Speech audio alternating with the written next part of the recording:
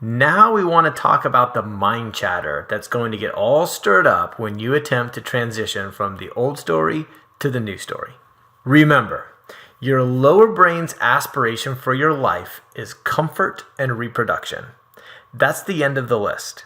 Because of this, there is a massive bias toward ideas that keep you safe by avoiding risk versus ideas that help you grow because of that risk. Any new growth, any crazy ideas you get about living a bigger life, they're in direct opposition to this idea of avoiding risk. The story about how terrible your past is and how unqualified you are to handle adversity is a defense mechanism to keep you from seeking massive growth. So you can expect that when you start the process of believing an empowering story, your brain is going to scream at you a little bit. We talked about a story of brokenness versus an origin story of a superhero. And the phenomenon we're dealing with here is that Batman's brain knows that he would prefer being safer watching TV on the couch than fighting crime, which is true. But then he wouldn't be Batman. And if you're listening to this podcast, odds are you'd prefer to live a little bigger. So let's break down this internal defense strategy you're going to have to fight through and how to beat it. Now, this applies to a lot of the stories you're looking to rewrite. Maybe you're working on rewriting a story where something happened to you and it means you're broken. Or maybe it's a story where you made a bad choice and people got hurt because of something you did.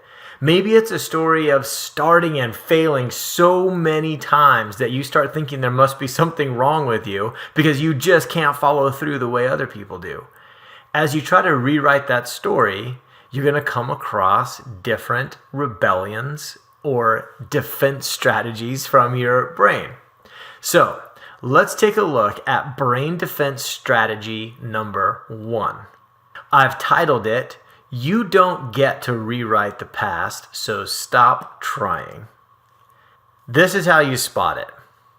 If you're dealing with circumstances that simply can't be changed, you start to notice thoughts like, what am I supposed to do? Just pretend it never happened? No, it is not okay for a kid to have experienced what I experienced. I refuse to condone those actions by thinking differently about them. Or maybe you're dealing with something you did. Then your thought may sound more like, the reality is that I messed up. I hurt people. They blame me and they're right. I can't just pretend I didn't do it.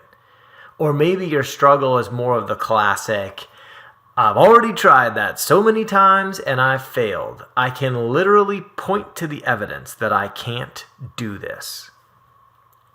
So what's the counterattack? What are some examples of thoughts to look toward instead of thoughts like this? Some examples might be, no, I'm not pretending it never happened, and I'm not grateful for the pain.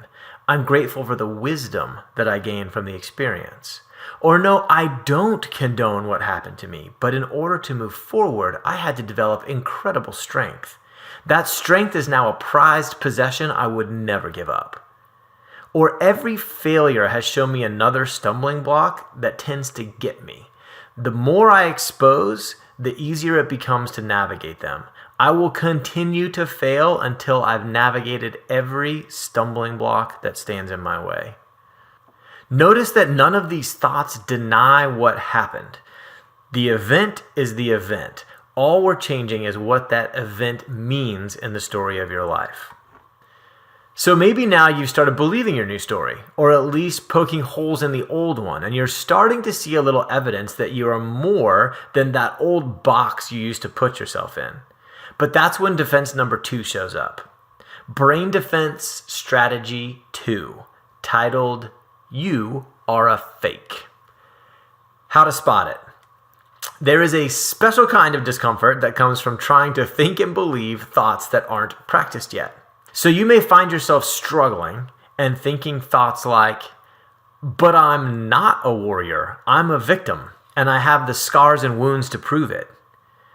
I'm really just a broken person pretending to be strong.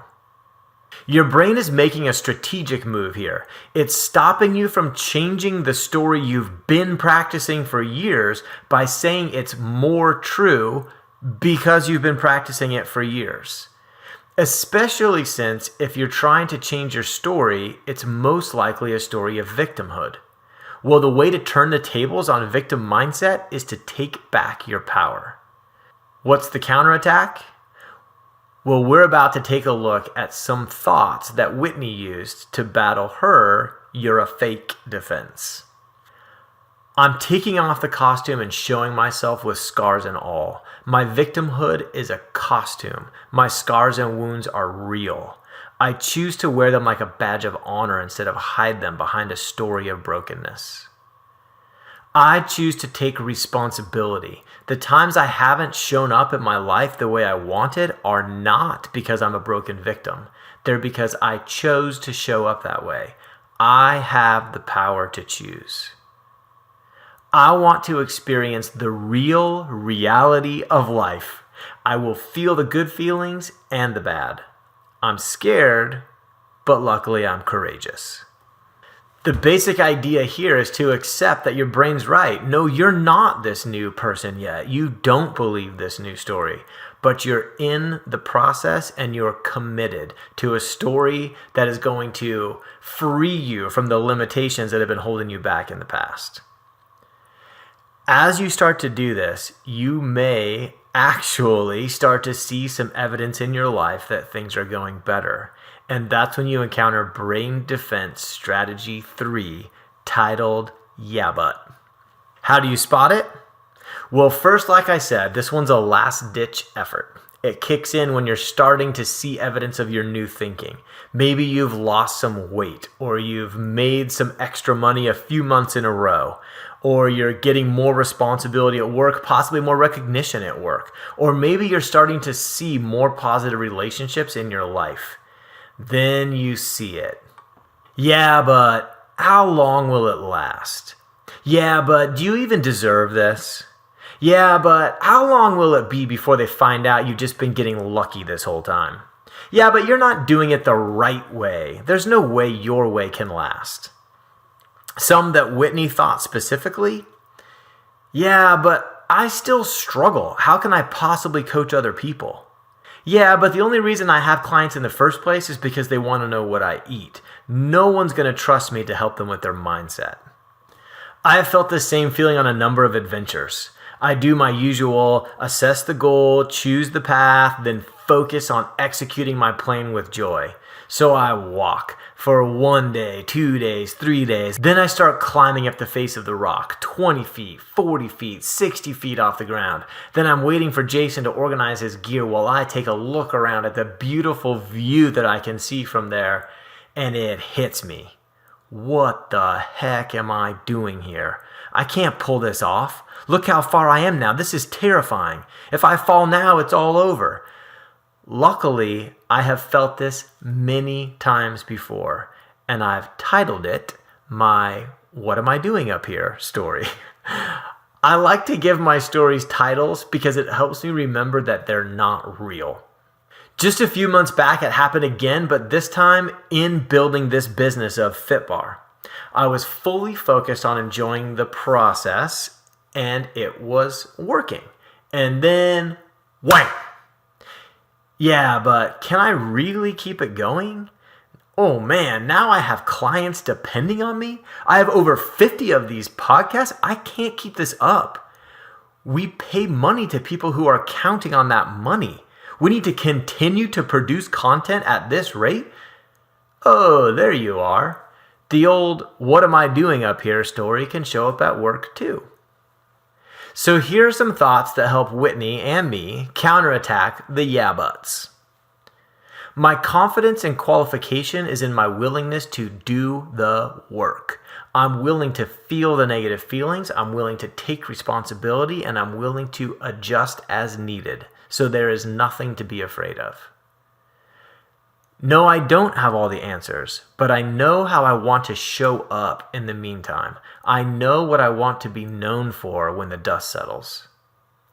If I'm going to own how many things I've done wrong and the evidence they provide for what could go wrong next, logically, I have to also own all the things I've done right, the things that got me high on this mountain already, and the evidence they provide for what could go right next. My past struggle is the source of my current strength, and my current struggle will make me even stronger in the future.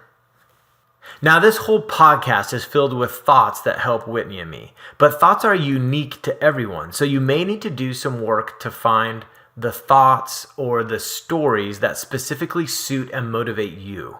Once you find that story or that collection of thoughts, the secret is to practice before the big game. Use thought downloads to help you spot the defenses when they pop up. When you see little stories that tend to pop up a lot, decrease their authority by giving them a title. Practice believing new thoughts through rehearsal, like writing them and reading them like you're memorizing a script. Or pair the new thoughts with actions, like making a to-do list or educating yourself. You could also try keeping a nightly journal where you give yourself a pat on the back for thinking new thoughts in tough situations. And start asking your brain to look for why the new story is true. It's possible. Has anyone ever done it before? Could your practice story be less than the whole truth? Yes, I did just rattle off way too many tools for that short of a span in a podcast. But this is what we do. This is the work that Whitney and I walk our clients through. So if you hear what's going on there and you think, yes, this is the kind of thing I need to change my story, get in touch with us. Let us help you go through that process.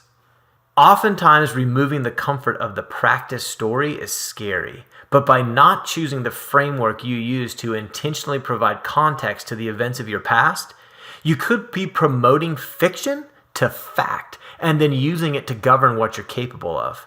Now, this process will be littered with resistance. So before you jump in, you're going to have to ask yourself the question, is it worth it?